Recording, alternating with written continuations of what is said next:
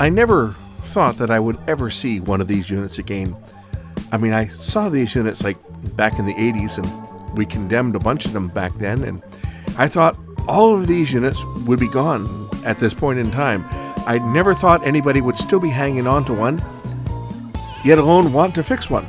And when you see it, you'll understand why. And I'm keeping you guys in suspense, but suspense no more. Check out this relic. Well, I have a stereo to work on. This is wood grain vinyl veneer. What have we here? This is a Lloyds. I had a Lloyds stereo when I was like 5 or 6, 5 years old maybe. 1968. It was an 8-track. I played my Beatles tape on it until it wore out. Same tape over and over and over and over. Beatles Hey Jude. It was just called the Beatles.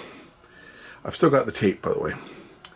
But I played it until it wore out on that 8-track player. This one's got a radio, it's got a cassette deck, and it's got a record changer. And one of my viewers gave me this to look at. He picked it up. He collects little old pieces of equipment like this that he finds interesting. And you know, a few years ago we wouldn't have given this a second thought. This thing would have been tossed in the bin so fast. But now, because of its age, these are actually quite a rare unit these days. Maybe I'm wrong, maybe there's lots of them out there, but I haven't seen one in a long, long time. This is something back when I worked at the shop that, you know, someone would bring this out at Christmas time to play their Bing Crosby records, and they'd want it fixed, along with the old Noresco dual turntables.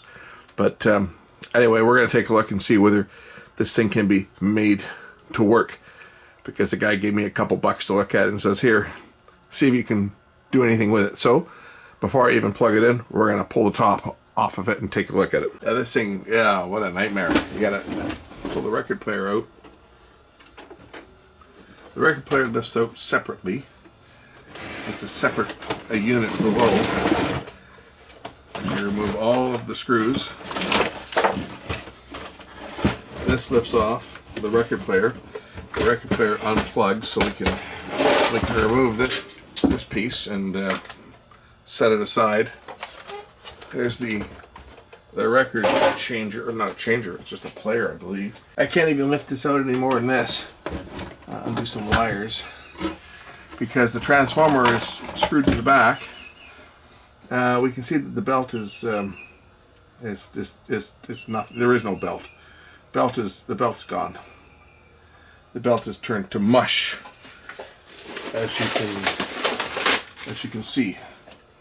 Yeah, the belt needs to be replaced,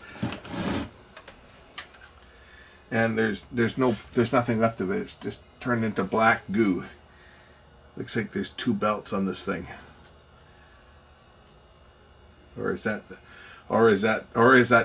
remnants of the belt? I guess there is only one belt. I think there's only one belt.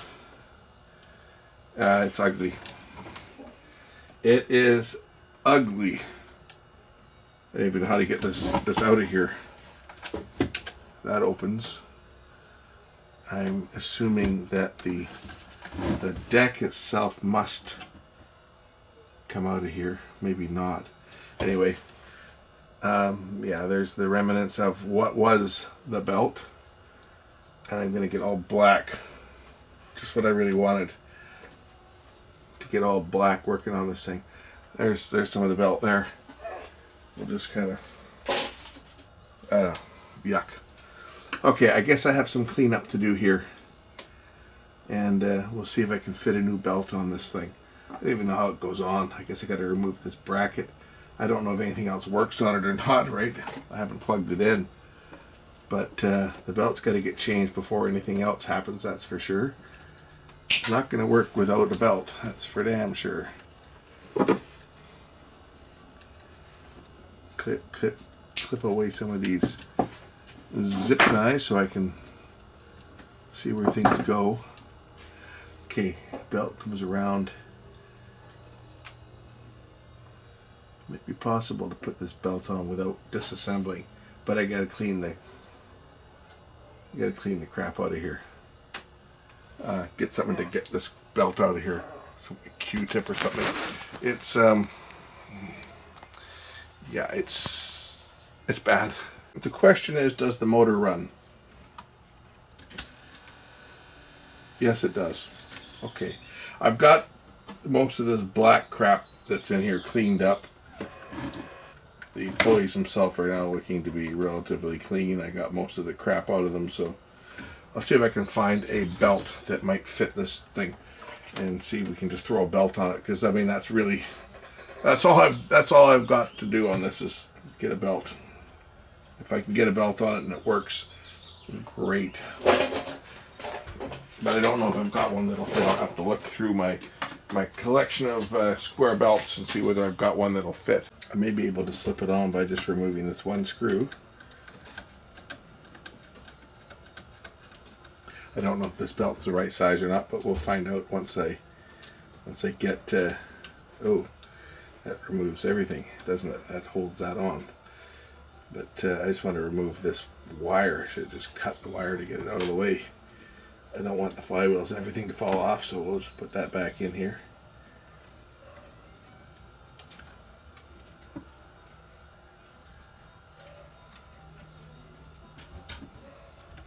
Yeah, now it's falling apart. I should probably just remove the wire.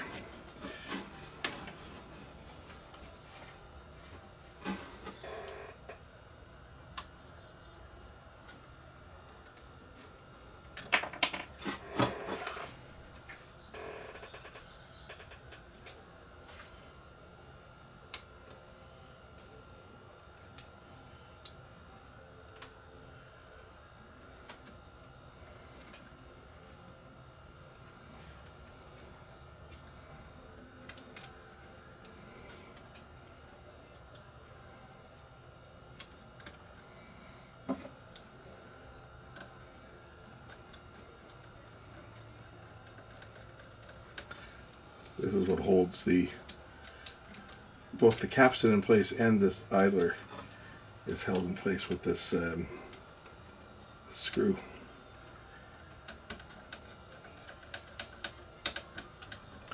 Alright, let's just see if I can slip this belt through here now. Probably can't because these wires are going to be in the way and I'm going to have to remove them anyway, but let's just see if I can get in here. Yeah, I think I'm probably going to have to remove at least undo the wires from the motor here, or remove the motor from the bracket or something. Probably remove the wires.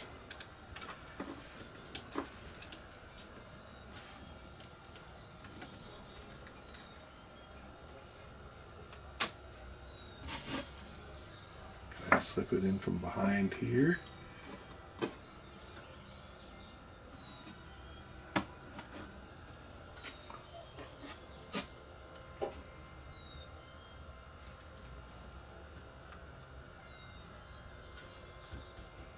Belt comes across the top, goes around the motor down here, and then underneath here. That's the easy part. I guess I'm going to have to undo the wires from the motor just so that I can get the belt around it. That's what I'm going to have to do. So let's just heat up the soldering iron.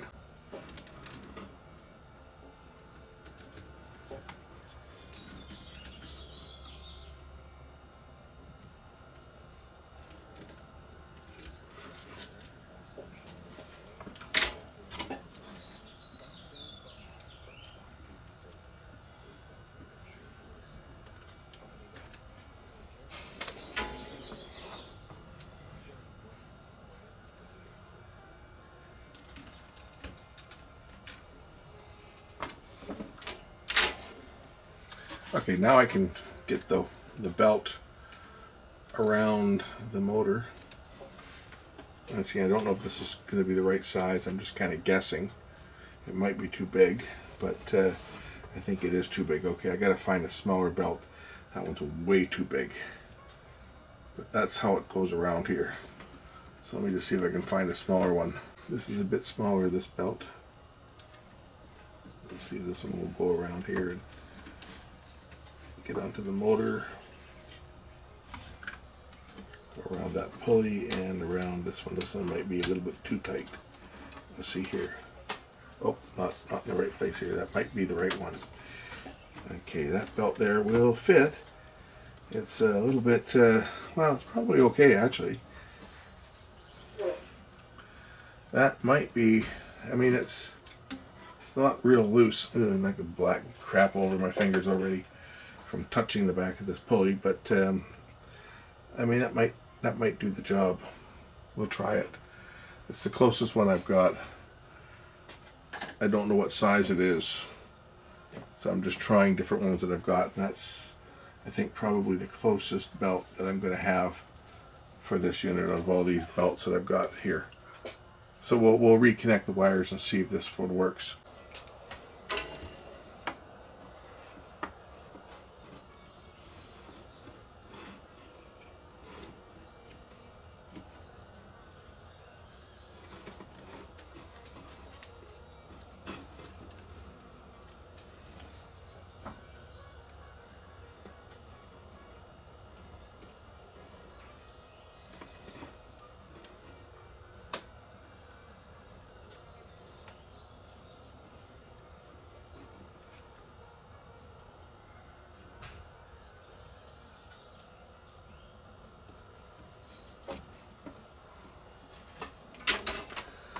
Let's see if it spins.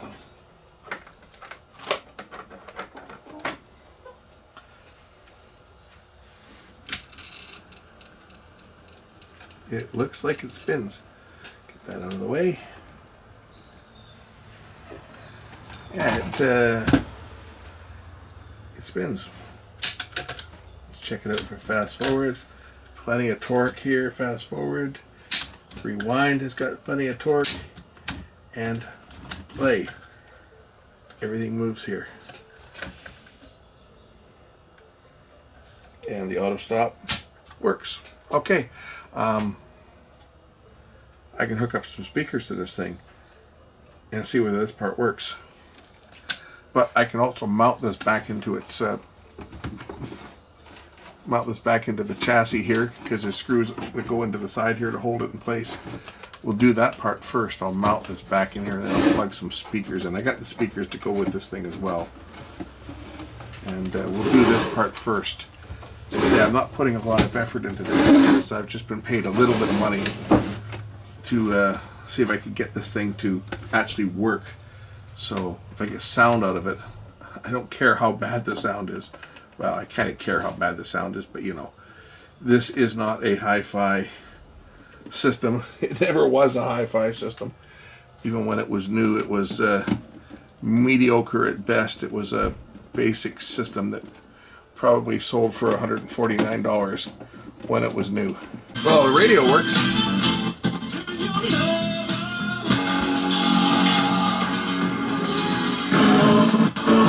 Controls need to be cleaned, but radio works okay. How about the tape deck? It hums because it doesn't know the words. That's probably about all it's going to do. It might not be anything recorded on this tape. Yeah, there is.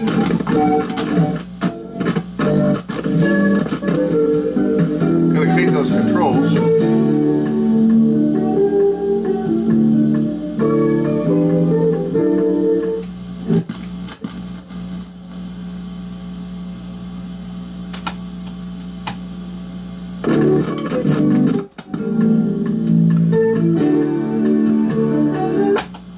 I guess it's working. Not the quietest of anything. Let's get some cleaner in those controls. Make those controls a little quieter. Okay, I cleaned the heads.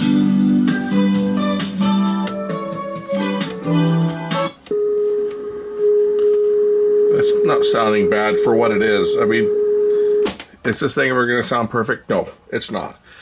I mean, it was pretty, the heads were pretty dirty though, look at that. Is it ever going to sound perfect? No, it's not. I mean, when this was new, it didn't sound perfect, okay? This is not a hi-fi. This was a basic cassette recorder radio. Very basic. It's never going to sound like a hi-fi system, but it works. Whoops. And this tape is not even a good tape. This is a bad tape. Left channel, right channel. It might be a little bit dirty still,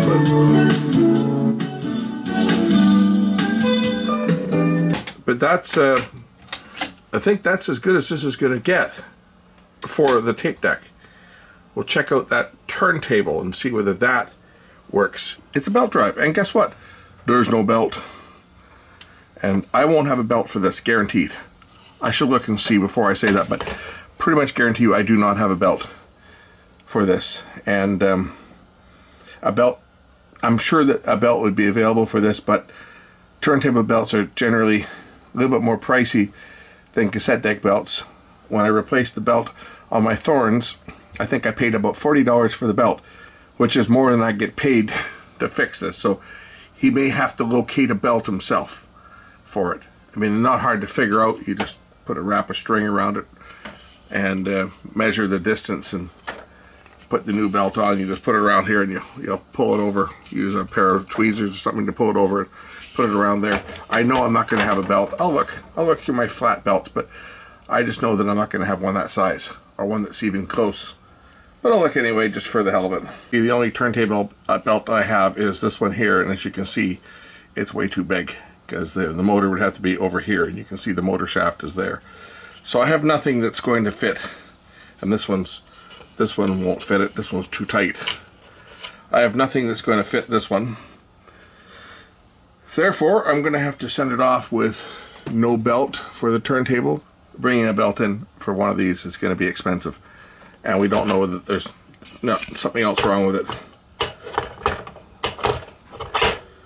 Easy enough to change if you can find a belt. This slides out pretty easy. You just undo a couple screws and undo the plug at the back, and this unit will slide right out from the back of it. But as far as this thing opening and closing, I don't even know how it opens.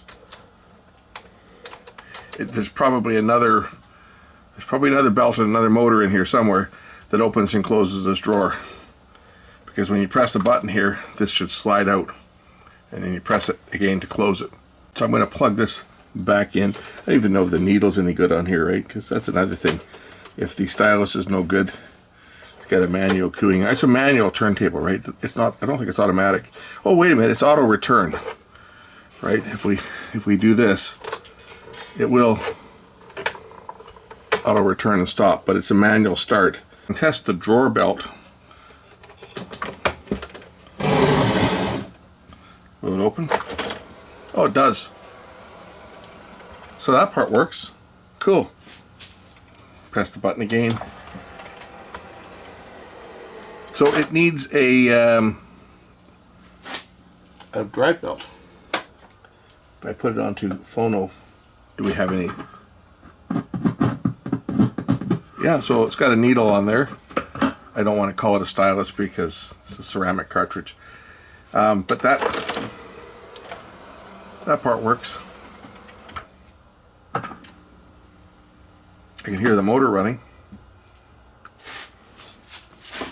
If I put a record on there and just turn it,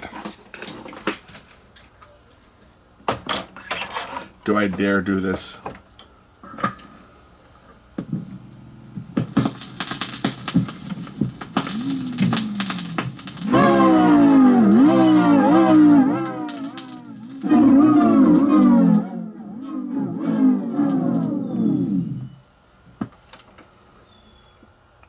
It needs a belt. That's all it needs. It works. It just needs a belt.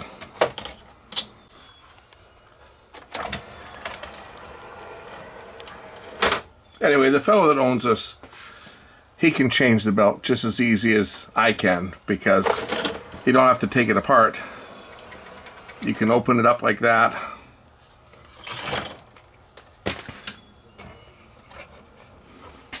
Lift the table off.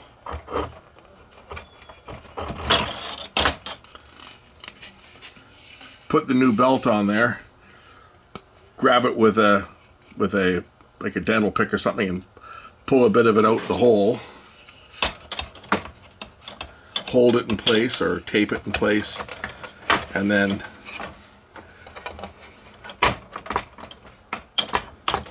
bring it up the front here, obviously. Put the spindle back in, or just pull the whole turntable out to do it. But get this back in place, and then turn it around, and the motor is in the back here. You can probably reach that and pull the belt over there, or just slide the whole transport out. It's not that hard to take this apart. Just a couple screws, and this will slide out. But it's going to have to be, I'm going to have to leave it like that, just because I don't have a belt. And even if I did have a belt, turntable belts are expensive. Anyway, I'll throw this unit back together. The record player portion just slides in. Actually, I lied. This lifts up, goes in like this. It drops over top of it. We put the turntable in, and then this top cover goes over top of it. Goes on just like that. There's like 3 screws on this side, and I think there's 3 screws on the 3 screws on the other side, and then 2 screws on the back. You have to pull the back off to be able to undo that plug that goes down to the turntable itself. So I'll throw the last of the screws in. I'm actually quite surprised that it is working as well as it is, considering what it is, how old this thing is, and again, these were a very, very inexpensive little stereo back in the day. Just put that out of the way so I can plug this back in. Here, I'll just throw that in there for now. The wires just get tied around here. This is what holds the wires out of the way. It anchors them so that when the turntable slides out, it doesn't pull the plug. So that just twists around the wires here and keeps them out of the way, and then they just sit in the back like this. And they bend back and forth as it opens and closes. But that's the back of it. And then this just sits in there like that. And there's 2 more screws that hold the back cover on. 3 more screws, I guess. Yeah, 3 more screws that hold the back cover on. And that is it.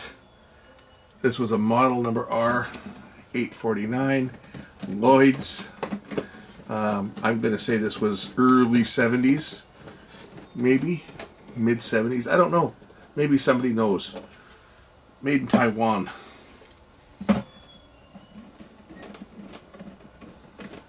But it was certainly from the 70s, with its wood particle board with vinyl veneer covering. I think it's vinyl veneer.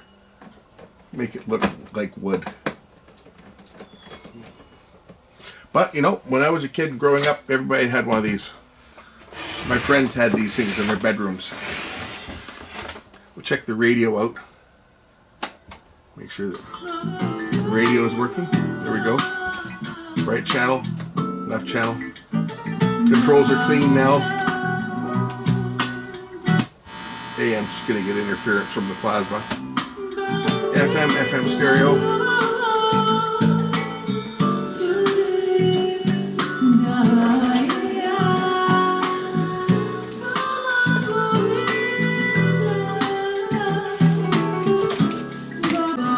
I'm thinking, you know, it probably would be possible to change the belt without taking this apart, because you can just lift this out. It will come out.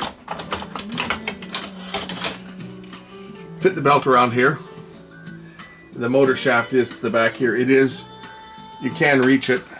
It would be a challenge, a little bit of work, but it's totally possible to change that belt without having to resort to taking it all apart, even though it's not difficult to remove it.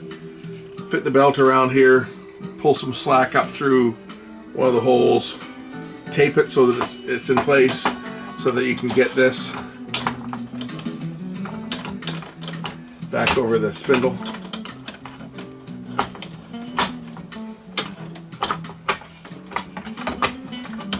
It will go in. Got to get it lined up. Right? Okay, now you got your belt taped out here. It's easy to reach that. Grab the belt with like needle nose pliers or something, right, to hold it, or a dental pick. Rotate it in and carefully hook it around the motor spindle, which is like right back there. It's possible to do it. Easy? No, but it's possible. If you want easy, take the whole thing apart. Anyway.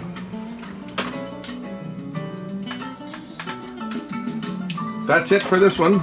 And then of course this just goes back on here. This is just the mat for the stop the record from slipping. It just goes back on just like that. Anyway, there you go.